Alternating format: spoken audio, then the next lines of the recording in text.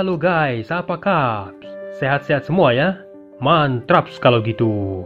Oke guys, untuk chapter 197-nya, sementara akan Mimin tangguhin dulu ya guys. Sebagai gantinya, Mimin akan langsung gas ke episode 257-258. Biar adil guys, bawah kena, atas juga kena, WKWK. Seharusnya video ini sudah Mimin upload 3-4 hari yang lalu guys. Tapi berhubung Mimin juga ada kerjaan lain yang numpuk, terpaksa tertunda deh guys. Sorry guys. Episode ini diawali dengan aksi kejar-kejaran antara Dewa Malaikat Shen Xie dengan Feng Hao Dolo peringkat 96 Tang San. Di mana Tang San sedang mati-matian untuk meloloskan diri dari kejaran Dewa Malaikat Shen Xie.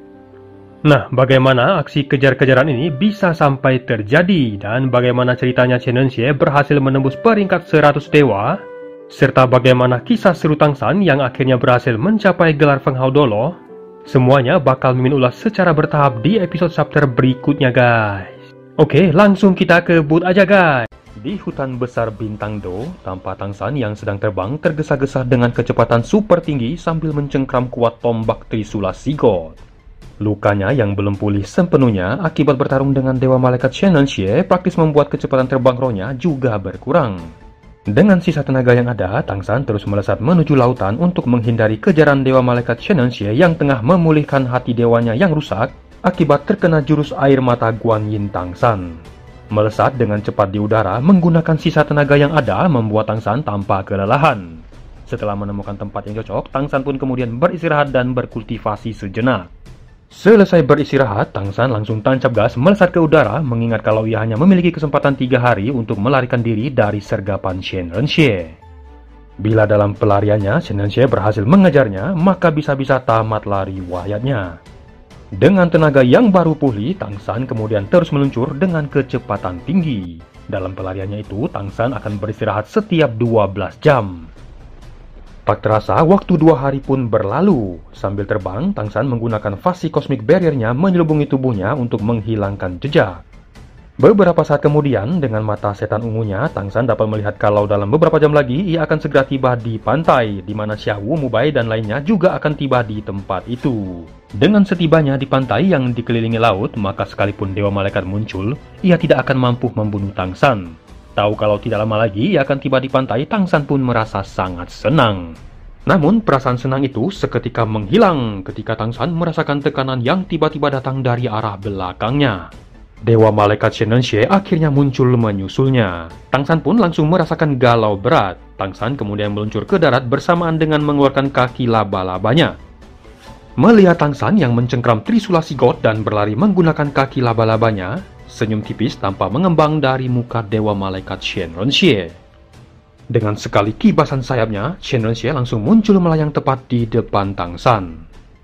Tang San yang sedang galau makin galau ketika melihat wujud asli Dewa Malaikat Shen Xie. Lekak-lekuk tubuh Shen Xie semakin mempesona dengan angelic armor yang melekat pada body gold-nya itu. Di dahinya muncul simbol Dewa Malaikat. Satu tangannya yang memegang pedang cahaya malaikat dengan sekujur tubuhnya yang diselubungi cahaya kemesan membuat Shen Xie tampak seperti Dewa Malaikat yang turun dari langit. Melihat kemunculan Dewa Malaikat Shen Xie serta merasakan tekanan domain malaikatnya yang dahsyat, Tang San pun merasakan lumpuh. "Tang San, bagaimana rasanya tertangkap?" kata Shen Xie. "Sungguh tidak menyenangkan," balas Tang San. "Baju besi yang kamu pakai itu, apakah itu angelic armor?" kata Tang San. "Benar," jawab Shen Xie. "Dengan kekuatanmu saat ini, kau pasti tahu betapa besar jurang kekuatan di antara kita. Walaupun peringkatmu telah maju pesat, kamu tetaplah bukan lawanku. Lautan sudah di depan mata, tapi sayang sekali kau tidak akan dapat ke sana dan menjadi Sigot." Selesai mengatakan itu, pedang matahari suci diluncurkan Shen Xie.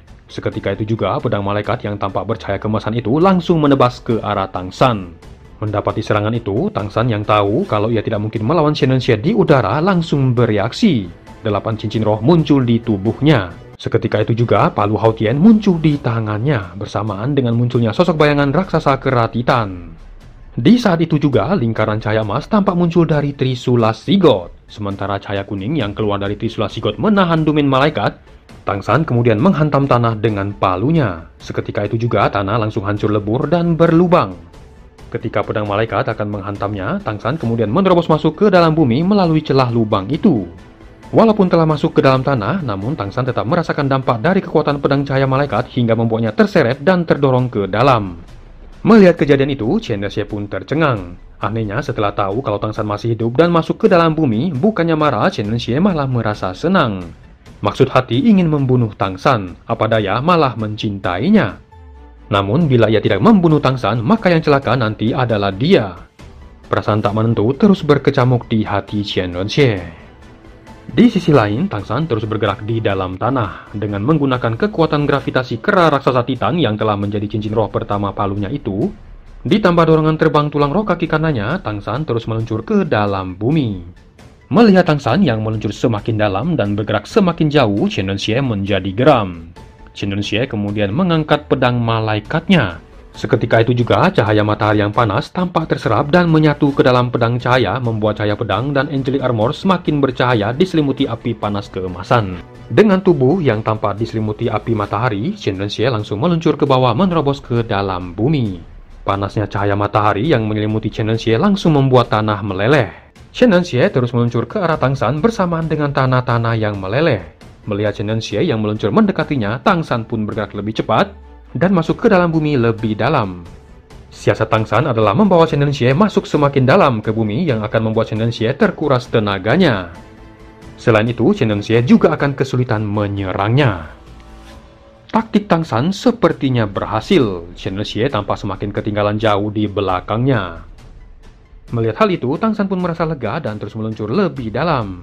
Namun beberapa saat kemudian, Tang San tiba-tiba berhenti meluncur. Alangkah terkejutnya Tang San ketika tahu kalau kekuatan gravitasi roh kera raksasa Titan tiba-tiba lenyap. Melihat Tang San yang berhenti meluncur, Chen Denxue pun merasa senang dan kemudian segera meluncur ke arah Tang San. Setelah mencapai jarak yang cukup dekat dengan Tang San, Chen Denxue pun memulai serangan kematiannya. Pedang malaikat langsung diarahkan ke Tang San. Seketika itu juga, cahaya emas tampak menyelubungi tubuhnya. Chen Denxue kemudian mengayunkan pedang malaikatnya. Cahaya bilah pedang tajam yang bersilang langsung melesat ke arah Tang San. Mendapati serangan itu, Tang San langsung bereaksi. Cincin ke-8 Sky Hammer-nya langsung muncul. Seketika itu juga, cahaya merah tampak seperti perisai langsung menyelubungi Tang San. Di saat bersamaan, jurus pertahanan badai tidak tetap Sigot diluncurkan Tang San. Seketika itu juga, Trisula Sigot mengeluarkan 9 cahaya berbentuk lingkaran dan kemudian melesat ke arah bilah pedang malaikat. Namun ketika kedua kekuatan itu beradu, 9 cahaya melingkar tanpa hancur oleh pedang malaikat. Walaupun hancur, namun dampak dari benturan itu juga melemahkan serangan pedang malaikat itu. Melihat cahaya pedang malaikat terus meluncur ke arahnya, Tang San kemudian meluncurkan pertahanan berlapisnya. Pertama, meledakkan salah satu cincin roh rumput perak birunya untuk memperoleh energi instan. Walaupun tindakan itu dapat merusak cincin rohnya, namun cara itu adalah satu-satunya cara untuk melindungi dirinya dari serangan dahsyat Chen Denxue.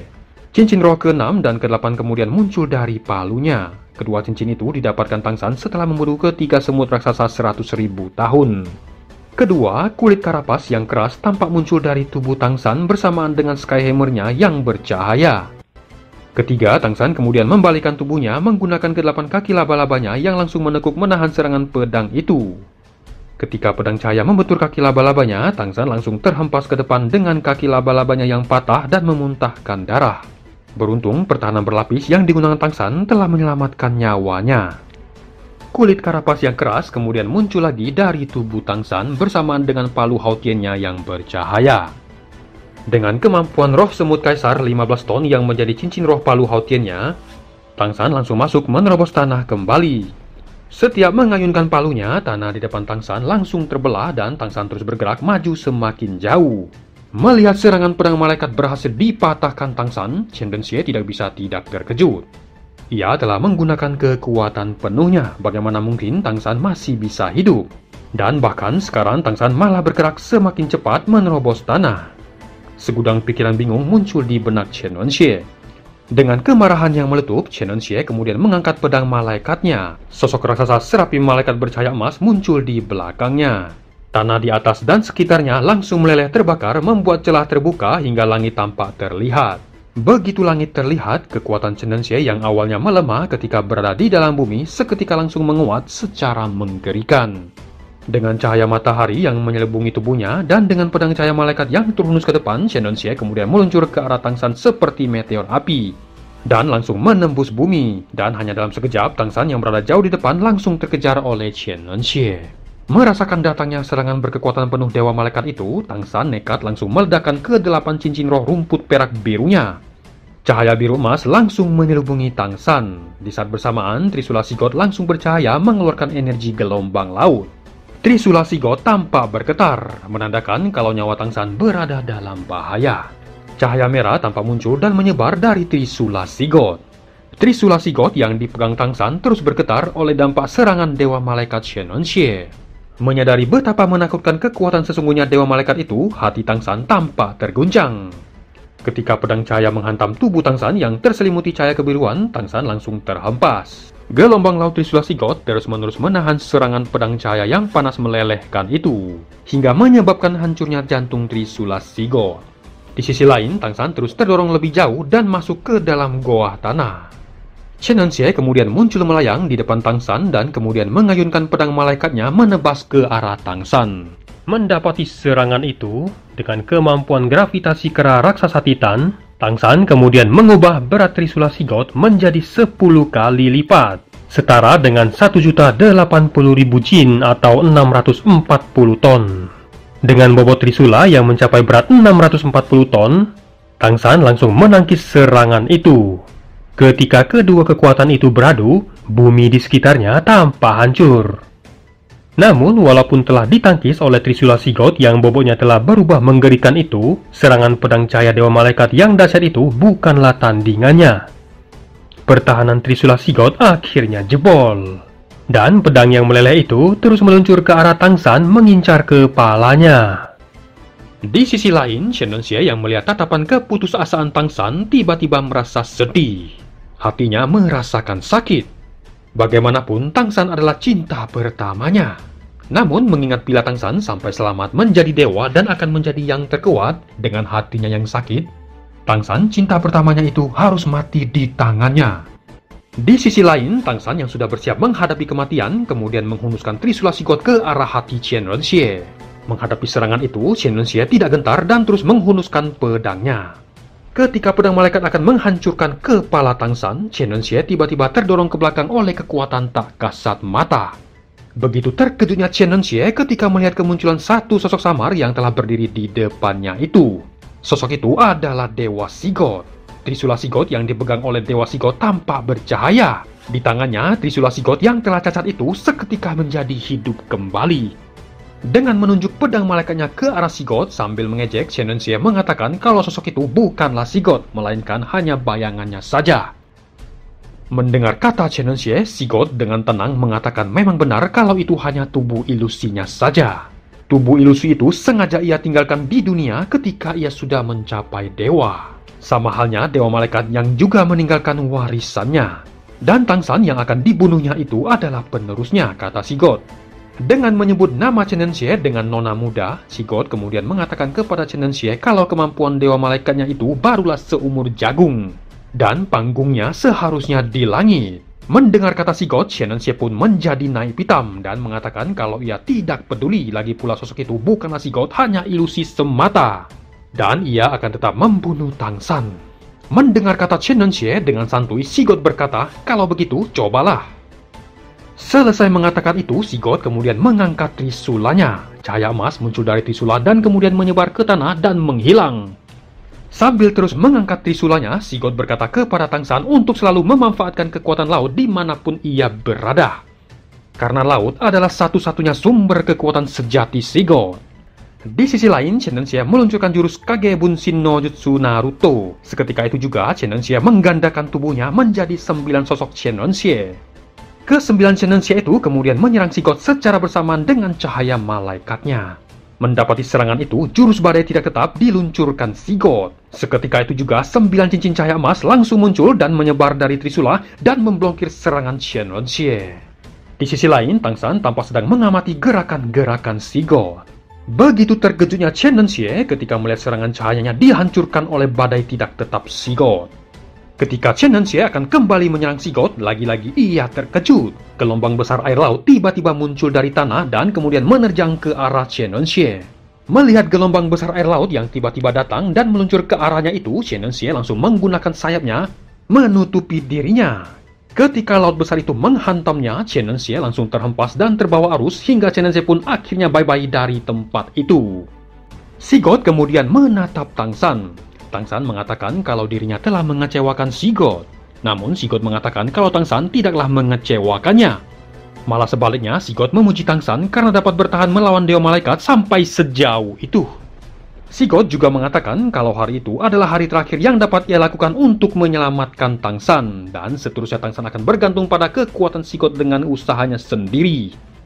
Terakhir, Sigot berkata kepada Tang San agar selalu ingat kalau lautan adalah kekuatan sejatinya. Bila suatu saat Tang San berhasil mewarisi kekuatan menjadi Sigot, maka dia akan mampu berhadapan dengan lawan setangguh Dewa Malaikat. Selesai mengatakan itu, Sigot kemudian menyentuh dahi Tang San dengan jarinya. Seketika itu juga Tang San merasakan energi besar Sigot masuk mengalir ke tubuhnya. Di saat bersamaan, semua luka yang ada di tubuh Tang San langsung lenyap. Trisula Sigot kemudian kembali ke tangan Tang San. Melihat jantung Sigot yang telah hancur meninggalkan rongga kosong, Tang San pun langsung terenyuh. Dengan rusaknya jantung Sigot, maka performa Trisula Sigot praktis juga akan berkurang. Seketika itu juga, Tang San baru sadar akan perkataan Sigot kalau pewarisannya akan menjadi lebih sulit. Dengan perasaan bersalah, Tang San kemudian berkata kepada Trisula Sigot kalau suatu saat ia akan membangkitkannya kembali. Setelah mengatakan itu, Tang San kemudian melesat pergi dari tempat itu. Di satu tempat di tepi pantai, tampak 6 sosok sedang menanti dengan cemas kedatangan Tang San. Walaupun mereka berada cukup jauh dari Tang San, tapi mereka dapat merasakan gelombang ledakan dari tempat itu. Selain itu, mereka sempat melihat cahaya Sigot yang menembak ke arah langit. Mereka yang sedang cemas menunggu kedatangan Tang San adalah Xiao, Mubai, dan lainnya. Yang paling cemas menanti kedatangan Tang San adalah Xiao yang telah dihidupkan kembali oleh Tang San. Nah, bagaimana ceritanya Tang San bisa menghidupkan kembali Xiao nanti akan Mimin ulas tuntas di episode chapter berikutnya, guys. Oke, kita lanjut dulu ke cerita yang tadi, guys. Xiao yang sejak tadi cemas menantikan kedatangan Tang San kemudian berkata kepada Mubai kalau ia akan segera mencari Tang San. Mubai kemudian menenangkan Xiao, begitu juga Rungrung yang memegang tangan Xiao menenangkannya. Namun yang ditunggu-tunggu belum juga nongol batang hidungnya. Akhirnya Xiao tidak tahan lagi dan hendak pergi mencari Tang San ke arah cahaya Sigot itu. Yang lainnya pun langsung mengikuti Xiao. Namun ketika baru saja mereka akan bergerak, tiba-tiba Tang San muncul dari laut dan melayang di udara. Melihat kondisi Tang San yang acak-acakan serta keluar dari dalam laut, mereka nampak terkejut. Tanpa basa-basi lagi, Tang San segera menarik tangan Xiao dan mengajak mereka untuk segera meninggalkan tempat itu. Ketika baru saja mereka akan meluncur ke laut, tiba-tiba Xiao Bai dan ke-6 hiu putih besar lainnya muncul mendekati mereka. Setelah Tang San menggunakan skill Fasi Barrier menyelubungi mereka, Xiao Bai kemudian membawa mereka meninggalkan tempat itu, menyelam ke laut lebih dalam, dan akhirnya menghilang. Beberapa saat kemudian, satu sosok bercahaya emas tiba di tempat itu. Melihat Tang San yang sudah menghilang ke dalam laut, ia hanya bisa melihat kepergian Tang San dengan tatapan kemarahan. Oke, sampai sini dulu guys. Nantikan episode selanjutnya. Buat yang penasaran sama lanjutannya, di-subscribe aja guys, biar tidak ketinggalan ceritanya. Buat yang udah subscribe, mudahan dilancarkan rezekinya. See you and bye-bye!